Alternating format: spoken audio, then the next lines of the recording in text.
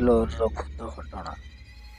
ଏହି ଘଟଣାକୁ ପଠାଇଛନ୍ତି ବେଙ୍ଗଲୋରରେ ରହୁଥିବା ପିଲାମାନେ।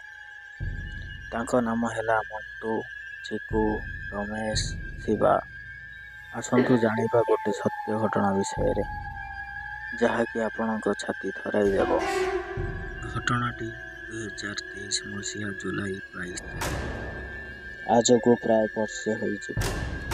କୌଣସି ଏକ କାରଣରୁ ବେଙ୍ଗଲୋର ସହରର ଏକ ଭଡ଼ା ଘରେ ଏକ କୁଆଁରୀ ଝିଅର ମୃତ୍ୟୁ ହୋଇଥିଲା।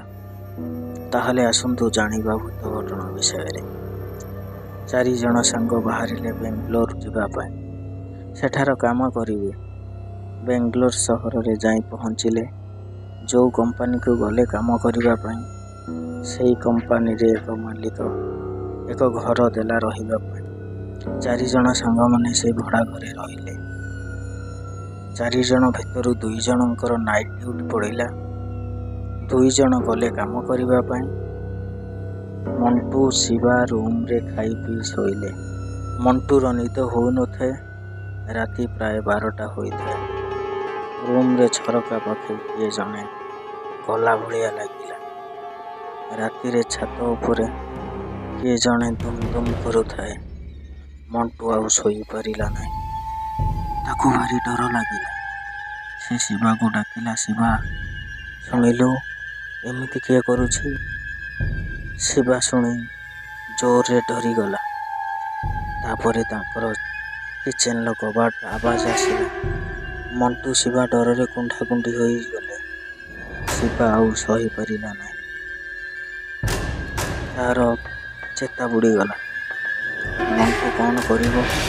କିଚେନ୍କୁ ଗଲେ ସିନା ପାଣି ଆଣିବ। ମଣ୍ଟୁ କ'ଣ କରିବ ଚିନ୍ତା କରୁଥାଏ। ଶିବାର ଚେତା ଫେରୁନଥାଏ।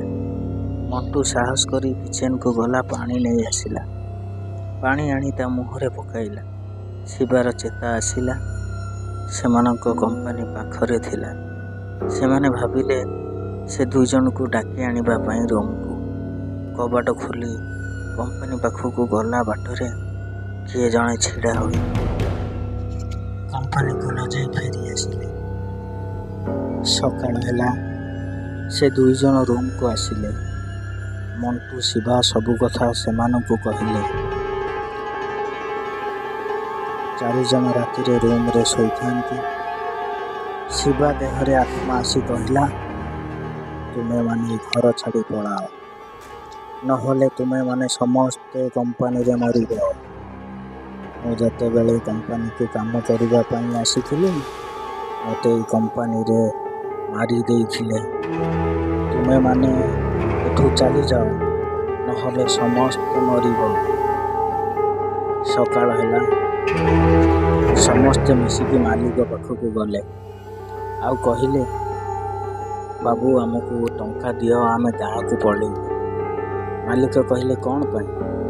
ଏମାନେ କହିଲେ, ବାବୁ, ରାତିରେ ସେ ରୁମ୍ରେ ଶୋଇ ହେଉନାହିଁ। ସେଠି ଭୂତ ବାହାରୁଛି। ସିଏ ମାଲିକ କିଛି ବି ବୁଝିଲେ ନାହିଁ। କହିଲେ, ତୁମେମାନେ କାମ କରିବାକୁ ଚାହୁଁନ, ସେଥିପାଇଁ ଚାଲିଯିବାକୁ ଚାହୁଁଛ। 2 ଦିନ ହେଲା କାମ କରିଛ, କ'ଣ ତମକୁ ଟଙ୍କା ଦେବି? ମାଲିକ ଟଙ୍କା ଦେଲେ ନାହିଁ।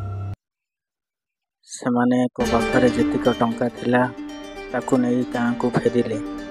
ଆଉ ଗାଁରେ ସବୁ କଥା କହିଲେ।